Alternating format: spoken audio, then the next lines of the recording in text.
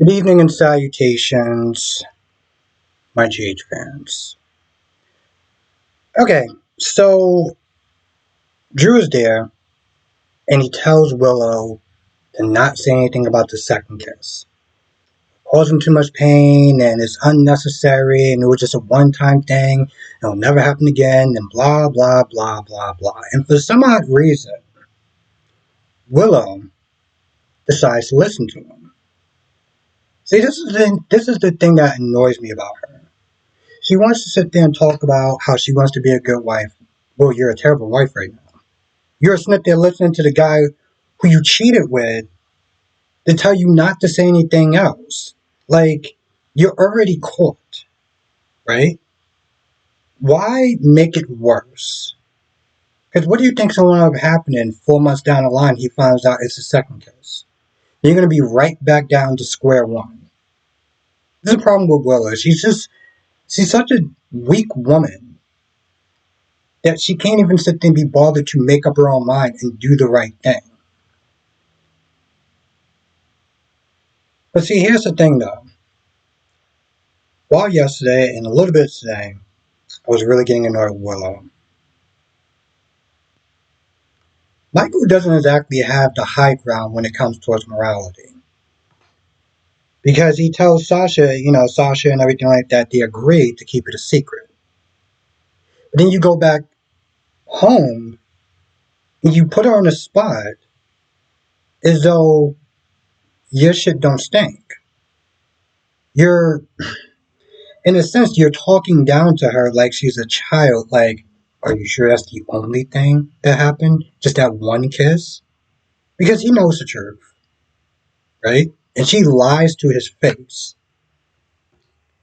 And that's scumbag behavior on her. But then he's just like, all right, let's just put it behind us. And I'm like, bro, you sat there and you looked at her with a level of anger and contempt and judgment.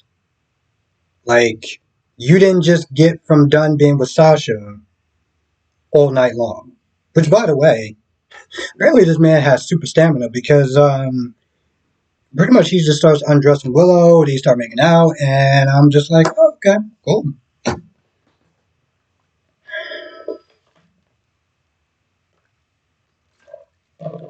Like, damn, bro. I thought you had enough last night, but guess you have more in the tank. Drew comes over and he tells Cody, you can't expose this. Not for me, but for Willow, because she's a good person. She's really not a good person, but whatever. Cody is on his high horse, and all he does is judge, make comments and everything like that, and talks about how he's smug and you're doing this, you're doing wrong, and yada yada yada. And it's so irritating to sit there and watch how he judges Drew, like when he came to town and his own shit don't stink. Like, he didn't sit there and at one point chose money with that diamond than getting to know his father. He chose money over family. But yet he has the audacity to sit there and judge Drew. The fact that, Drew paid him, which I was like, why did you give this man any amount of money? And Drew was like, listen, I've heard your past. You don't have room to talk. But somehow he thinks he's qualified because he has a shitty past. No, it just means that you shouldn't be sitting there coming at him sideways. Your past isn't any much better. And again, this whole beef between those two, this whole beef with Cody towards Drew makes no sense. It's literally out the blue. It's kind of like that marriage proposal that really didn't wind up mattering towards the end with Dante. Which is what Chase is not there saying. Chase is like, he's congratulating him. And Dante's like, what made you decide to do it? He was like, well, one day I just woke up and I just realized it was the right thing to do. Or something like that. And I was like, yeah, that also seems like it just kind of came out the blue. Let's just be real.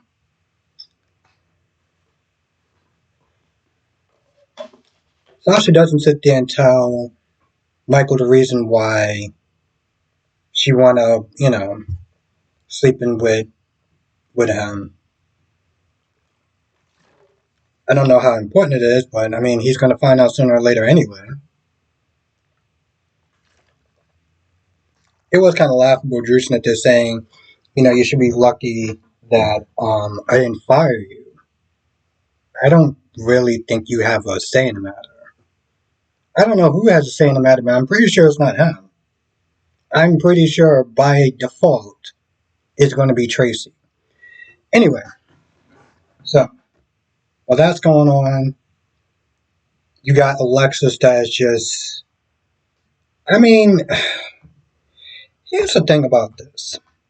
I was very torn because it is an emotional scene with Alexis and Sam and her snitches saying her goodbyes, right?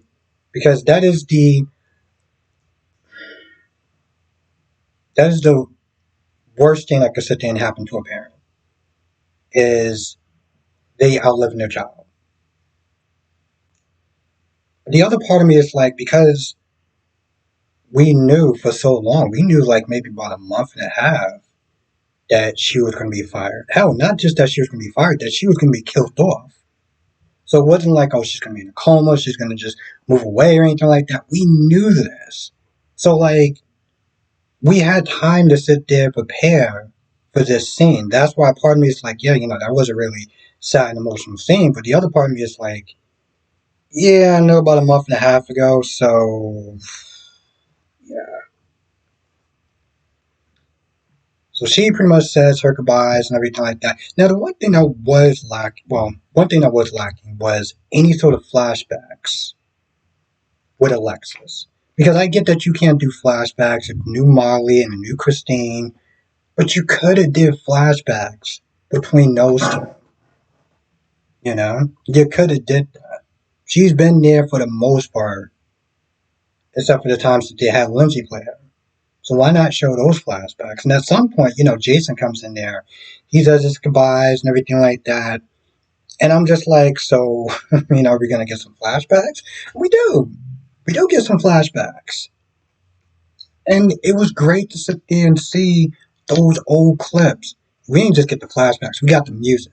Like, they had their own unique music. And I got to sit there and say that was pretty awesome. It was also kind of sad because it was like, seeing those flashbacks and everything like that just kind of reminds you of better times of GH. Nothing to saying it's trash now, but I'm saying like, I mean, I remember some of those high school.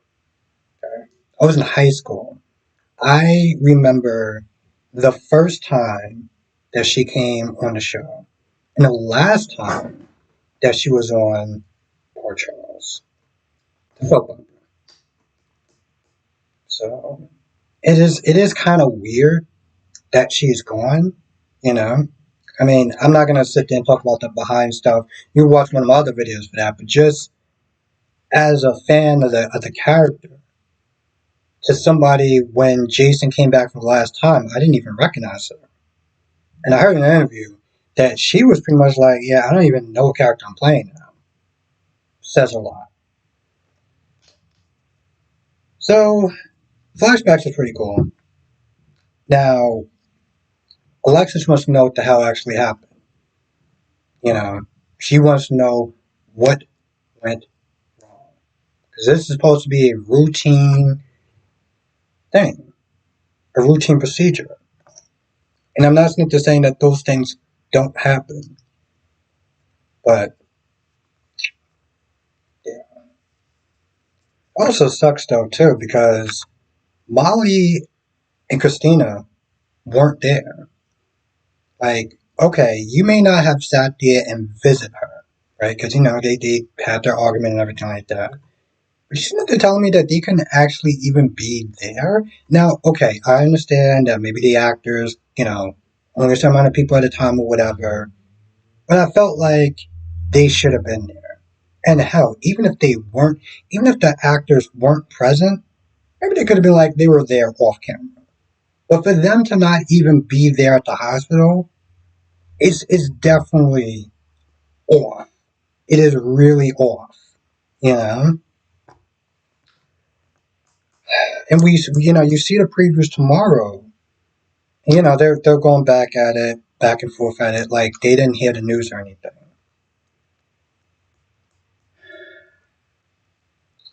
I appreciate the flashbacks. I'll sit there and say that. I think that they could have sent off the character a lot better than this. You know, she was a G, 20 something years, and they couldn't actually have her go out in style. It just happens to be she had a procedure and then she died, and that was it. You know how lame that is after 20 something years? I know some people sit there, I guess some people are fine with it, and I'm not one of those people that's raging about it, but it could have been better than what we got. I mean, hell, throwing some flashbacks is kind of like a way to try to pacify people. And no, it's not enough. It's really not enough. I mean, I understand business, and sometimes people, actors and actresses, they get fired and stuff. But I'm like, God damn, she's been on there for 20 something years, and that's literally the best that you can do. Now, at some point, Dante and Rocco come back when Portia and Alexis are talking about Sam stuff. So now they hear it. So this is going to be a complete and utter mess. Anyway, I feel like that's about it. I can't think of anything else. But write in the comment section if I forget anything. Tonight, I'm going to be sitting there doing a live stream. 8 p.m. Eastern, 5 p.m. Pacific. It's going to be a Halloween theme. It's going to be soap operas greatest villains.